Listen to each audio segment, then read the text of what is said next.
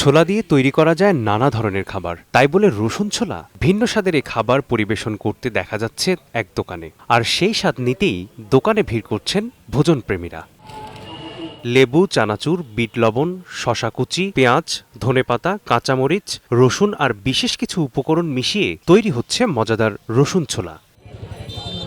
Special Halim, lassi আর লেবুর শরবতের পাশাপাশি ভিন্ন স্বাদের এই রসুন ছোলা বেশ সাড়া ফেলেছে। আদমপুর বাজারের এই ছোট্ট দোকানের সুনাম পেরিয়েছে জেলার গণ্ডি। দূর দূরান্ত থেকে অনেকেই ছুটে আসেন নাসিরের রসুন ছোলার স্বাদ নিতে। আসলে আমি ছোলা খেয়েছি, কিন্তু রসুন ছোলা খাওয়া হয়নি। আজকে হাজব্যান্ডের সঙ্গে এসেছি, আমার ছেলেও এসেছে, ভালো লাগছে খেয়ে। অনেক শুনেছি যে এখানকার ভোনা ছোলা বা আরও অন্যান্য জিনিস সবই ভালো, তো রসুন ছোলা অর্ডার দিলাম, এটা বেশ ভালোই লাগছে খেতে, আর পরিবেশটাও মোটামুটি ভালোই লেগেছে।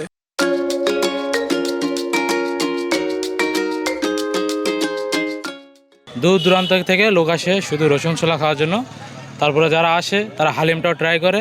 আদমপুরের বিখ্যাত রসুন ছোলা আর বউয়ের ভালোবাসা হালিম, যেটা খেলে আপনার মুখে সবসময় লেগে থাকবে, একবার ভুলতে পারবেন না। বাংলাদেশের এখানে খাওয়ার পরে বাংলাদেশের যে জায়গায় খান না কেন, এটার স্বাদ কোথাও পাবেন না আপনি।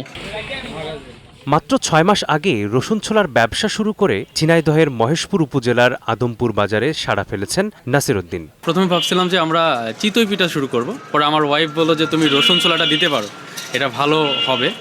তো সেই কথাই, ওয়াইফের কথায় রসুন ছোলাটা শুরু করলাম। আলহামদুলিল্লাহ এখন খুব ভালো সাড়া পাচ্ছি। ছোলার পাশাপাশি হালিম, জুস রয়েছে বিভিন্ন রকম, যেমন কোল্ড কফি, লাচ্ছি রয়েছে, এগুলো আমি তৈরি করতেছি।